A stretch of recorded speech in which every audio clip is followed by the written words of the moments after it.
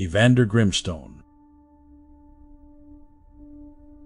The dust motes danced in the single ray of sun that pierced the gloom of Ethelberg. For generations, my family, the Grimstones, have been wardens of these hills, shepherds of a quiet, uneventful existence. I, Evander Grimstone, am the last of my line to carry the title, and frankly, the responsibility felt more like a slow ache than a grand purpose. The village thrived, yes, but a strange stillness had settled over the land, a suppression of the wild magic that once pulsed beneath our feet. The harvests were plentiful, almost unnaturally so, and the villagers content to the point of apathy.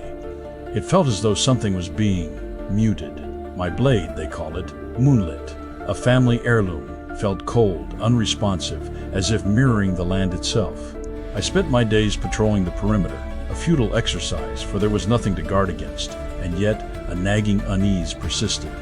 A shadow, not of threat, but of loss. The tremor came without warning, a deep, guttural rumble that shook the very foundations of Ethelberg. It wasn't an earthquake, it was something older, something waking. Then came the screams, not of terror, but of forgetting. Villagers stumbled, clutching their heads, their faces blank with confusion. Old Man Hemlock, the village storyteller, was the first to truly unravel. He looked at me, his eyes wide with a dawning horror, and whispered, "The caves, they remember, and they are taking ours." The tremor had opened a fissure, a jagged maw in the earth near the Whisperwind Caves, a system long abandoned, said to hold the memories of the land. That fissure was the disruption. My duty, dormant for so long, was brutally reawakened. The Whisperwind Caves were not merely abandoned, they were sealed. Ancient runes, weathered but potent, covered the entrance, humming with residual power. I spent days deciphering them, aided by Elara, a young woman recently arrived in Ethelberg, a scholar of forgotten lore. She possessed a keen intellect and an unsettling familiarity with the caves. The runes spoke of a memory eater, a being that consumed the history and essence of the land, leaving only placid emptiness. The initial obstacles were physical, collapsed tunnels, treacherous drops. But the deeper we went, the more unnerving it became. We encountered pockets of fragmented memories, echoes of laughter, sorrow, battles, swirling like dust devils, and a growing sense of being watched. Elara revealed she'd been drawn to Ethelberg by the growing silence, suspecting the caves were the source. We reached the heart of the system, a vast cavern dominated by a pulsating crystal formation. It was radiating the memory-draining energy. We discovered a way to disrupt the crystal's flow, a sequence of sonic vibrations that momentarily shattered its influence.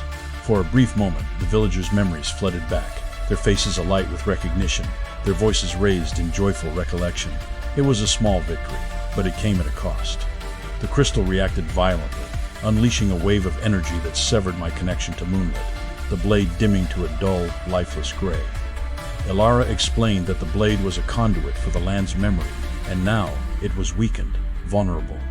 The Memory Eater was aware of us, and its influence was growing stronger. Deep within the cavern, we discovered a chamber filled with petrified figures, villagers from centuries past, their faces frozen in expressions of serene oblivion. Elara recognized one of them, her ancestor, a guardian of the caves. She revealed a shocking truth. The Memory Eater wasn't an external entity, but a consequence of an ancient ritual performed by the villagers themselves. In a desperate attempt to escape a devastating war, they had sought to erase the memory of conflict, to create a world of perpetual peace. But the ritual backfired, creating a being that consumed all memory, not just of war, but of everything that made them, them. The caves weren't a prison for the Memory Eater, but a source of its power. The task wasn't to destroy the Memory Eater, but to restore the balance, to reintroduce memory into the land. Elara theorized that we needed to find a memory seeds, a repository of the land's history hidden within the caves.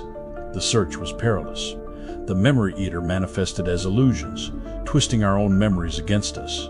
We faced spectral guardians, remnants of the villagers who had performed the ritual, consumed by guilt and regret. My weakened connection to Moonlit hampered our progress, but I learned to rely on my instincts, to navigate the caves by feel, guided by the faint echoes of the past. We found fragments of the memory seed, ancient scrolls, forgotten artifacts, crystallized emotions, but each fragment brought us closer to the Memory Eater's core, and the risk of complete memory loss escalated. we reached the heart of the Memory Eater, a swirling vortex of forgotten moments. It wasn't a creature to be fought, but a wound to be healed. AIart, using a combination of ancient chants and the fragments of the memory seed, began to weave a counter-ritual, a song of remembrance. I, despite my weakened connection to moonlit, channeled my will into the blade, focusing on the memories of my ancestors, the history of Ethelberg, the essence of the land. The vortex fought back, attempting to drown us in oblivion, but the combined power of our will, the song of remembrance, and the faint glimmer of moonlit began to unravel the darkness. The cavern trembled, the vortex contracted, and a blinding light erupted, purging the forgotten memories and restoring balance to the caves. The aftermath was profound. The villagers slowly regained their memories, not as a flood, but as a gentle awakening. The placidity was gone, replaced by a renewed sense of life, of purpose. The harvests were less abundant, but the food tasted richer, more meaningful. Moonlit, though still dimmed, pulsed with a faint, warm light, a testament to the restored connection to the land. But the victory wasn't without loss. AIart, weakened by the ritual, faded into a quiet slumber, her body becoming one with the earth, a guardian of the caves, forever bound to the land she had saved. It was a sacrifice, a bittersweet consequence of our actions. Ethelberg is no longer a village of quiet contentment, but a community of mindful remembrance. The Whisperwind Caves are now a place of pilgrimage, a reminder of the fragility of memory and the importance of preserving the past. I, Evander Grimstone, am no longer simply a warden, but a storyteller, a keeper of memories, a guardian of the balance. Moonlit remains dimmed, a constant reminder of the sacrifice made, but it pulses with a quiet strength, a beacon of remembrance in a world that constantly seeks to forget. The land remembers, and so will we.